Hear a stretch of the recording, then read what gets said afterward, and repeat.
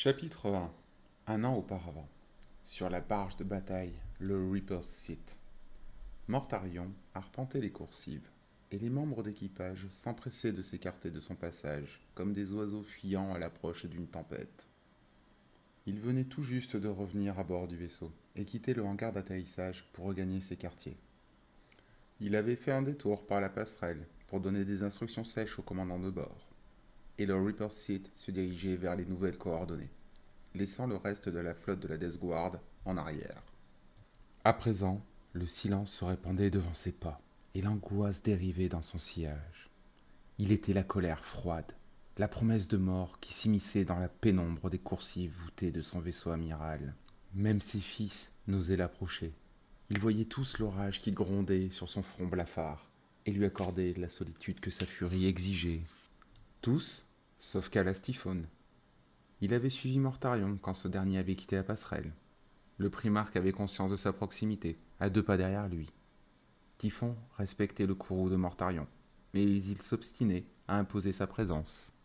Mortarion atteignit les portes de ses quartiers, s'immobilisa, et daigna enfin lui accorder son attention. Pose ta question, dit-il. Ils étaient seuls. L'écho de la voix de Mortarion rebondit contre les piliers d'albâtre qui jalonnaient la longueur de la grande coursive, comme les côtes de quelque bête titanesque. Pourquoi retournons-nous à Galaspar, messire s'enquit Typhon. Parce que telle est la volonté de l'empereur. Mais la conquête est terminée, s'étonna Typhon. Galaspar a été soumise. Il reste des leçons à tirer. Typhon demeura silencieux quelques instants. Il était absorbé dans ses pensées, les yeux plissés, des yeux noirs, profondément chassés dans leurs orbites sous les arcades sourcilières épaisses. Sa bouche était à moitié dissimulée derrière sa barbe. Typhon était petit, certes, et rares étaient ses frères capables de décrypter ses pensées quand il avait décidé de les garder pour lui. J'aurais pensé que ce fût à nous d'inculquer aux autres les leçons de Galaspar, finit-il par lâcher. Les autres. Typhon avait deviné juste. Il avait une petite idée concernant l'identité de ceux qui pourraient attendre le Reaper's Seat sur Galaspar. Mortarion se demanda si son fils s'en savait davantage, et sans garder d'en parler.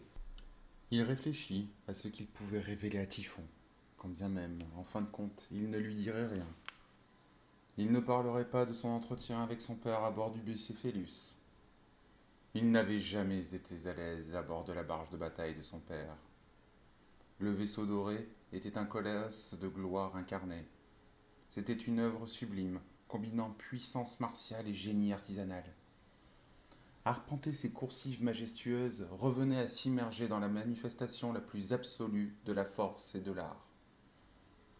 Il incarnait la promesse de la grande croisade et du rêve de l'empereur concernant l'humanité. Mortarion avait un rôle à jouer dans ce rêve, mais pour ceux qui l'en comprenaient, et étant donné la manière dont il y croyait, ce rôle n'avait rien de très glorieux. L'or symbolisait le luxe, et le luxe était un concept étranger à Mortarion. Il n'avait pas sa place sur Barbarus. Il n'y avait aucun luxe dans cette nécessité qui le poussait à aller de l'avant. Il ne s'était donc pas attendu à être couvert de lauriers quand il était monté à bord du Bucéphélus pour rencontrer son père, après sa première conquête. Il s'était emparé de Galaspar, car c'était nécessaire, non seulement pour la réussite de la grande croisade, mais pour lui. Il n'avait pas conquis cet empire déchu dans l'espoir de recevoir les louanges de son père. Il ne s'était pas non plus attendu à tant de peine. C'était surprenant, perturbant. N'ai-je pas accompli ce qu'on attendait de moi? L'empereur avait lentement hoché la tête. Oui, Mortarion avait rempli sa mission. Mais ses yeux, les yeux de cet être doré qui était encore, par bien des aspects, un étranger pour Mortarion, tout comme ce jour où il avait posé le pied sur Barbarus pour la première fois. Des yeux emplis de chagrin, mais aussi d'un nouveau commandement. Peut-être allons-nous inculquer une leçon, dit Mortarion à Typhon, même s'il savait qu'aucun des deux n'y croyait vraiment. 2 de mes frères nous attendront là-bas. Des mondes brûlés, encore dans la mât de Galaspar, les braises d'une guerre brève rougeoyée, traversées par des signaux fulgurants, recueillis et rapportés par l'officier Vox du Reaper Seat. Mortarion, debout sur l'estrade de commandement qui seyait du stratégium situé au centre de la passerelle, pouvait presque sentir l'odeur du trépas de l'Empire de l'Ordre dans le vide de l'espace. Il avait traversé l'amas de Galaspar et les preuves de son passage étaient partout. Elles étaient dans les fragments de communication Vox qui témoignaient des derniers instants de ce règne tyrannique. Elles étaient dans les signaux des transpondeurs émis par les vaisseaux impériaux qui croisaient à leur guise dans une région où, peu de temps auparavant, ils n'auraient trouvé que la mort. Les signes de son passage étaient également visibles à travers la grande baie vitrée de la passerelle, au fur et à mesure que le Reaper's Seat approchait de Galaspar elle-même. L'espace, proche de la planète, loin au-delà de son orbite immédiate, était jonché de débris, des gravats noirs et calcinés provenant de pans de forteresses volées paresseusement non loin de la barge de bataille, témoignage silencieux de l'œuvre de Mortarion. Certaines des épaves étaient suffisamment grosses pour qu'on en devine leur silhouette d'origine. Mortarion vit une proue dérivée à proximité, tournoyant lentement sur elle-même. Un peu plus loin, il avisa une portion de coque à laquelle la structure du pont était toujours attachée. Mais, dans leur écrasante majorité, les débris étaient anonymes. Les fragments étaient des abstractions aux lignes anguleuses, torturées. Tous ces débris étaient autant de monuments silencieux et glacés consacrés à la guerre, sculptés par les coups de faux de Mortarion. Voilà la véritable leçon qu'il fallait retirer de Galaspar. Il marquait la première grande prouesse martiale de la Death Guard unifiée.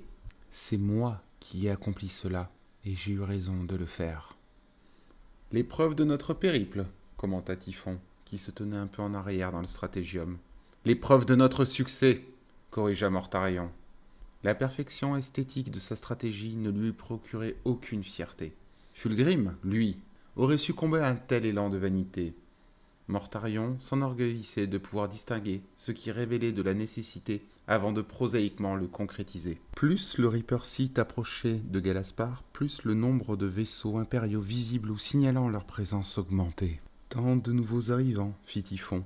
J'espère qu'ils profitent de ce trajet sans encombre. »« Ils devraient se montrer reconnaissants, déclara Mortarion, envers moi et ma légion. »« Je me souviens de notre premier voyage vers cette planète, ajouta Typhon. Celui-là n'a pas été sans encombre. Je me rappelle les sacrifices. C'était nécessaire. Contacts multiples, messire, l'interpella le responsable du Vox. Quelle provenance? Le Vengeful Spirit et le Red Tier, messire. Des vaisseaux amiraux, dit Typhon. Il s'agit peut-être d'un rassemblement honorifique? Mortarion ne dit rien. Un procès, murmura Typhon, incrédule.